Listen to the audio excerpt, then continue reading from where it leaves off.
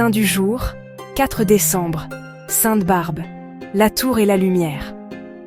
Sainte Barbe vécut au IIIe siècle, dans l'actuelle Turquie ou au Liban, fille unique d'un riche païen nommé Dioscore. Jaloux de sa beauté et farouchement opposé au christianisme, il l'enferma dans une tour à 2 fenêtres pour la couper du monde.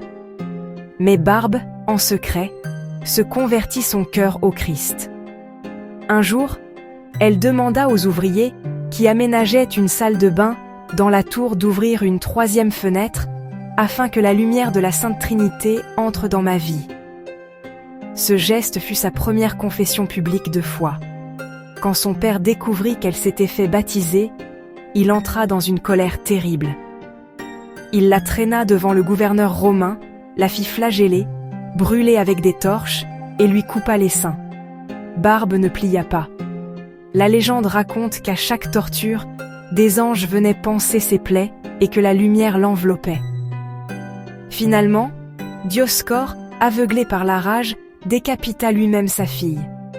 À l'instant où la lame tomba, la foudre frappa le père et le réduisit en cendres, d'où la protection de Sainte Barbe contre le feu, la foudre et la mort subite.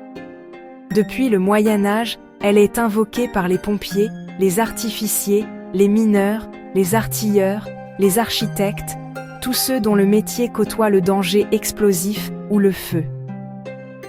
On la représente avec la tour à 3 fenêtres, la palme du martyr, parfois un ostensoir ou un canon. En ce 4 décembre, Sainte Barbe nous redit calmement « Peu importe la hauteur des murs qu'on dresse autour de toi, ouvre une fenêtre vers Dieu et la lumière entrera. » Quand la tempête gronde, quand la vie semble nous enfermer, elle nous invite à garder le cœur droit et la foi vive. Car même dans la nuit la plus noire, une petite flamme suffit pour indiquer le chemin. Que Sainte Barbe allume en nous aujourd'hui ce courage tranquille, qui ne fait pas de bruit, mais qui ne s'éteint jamais. Et si cette histoire t'a réchauffé le cœur, abonne-toi, laisse une petite flamme en commentaire et partage la lumière. À demain pour un nouveau saint.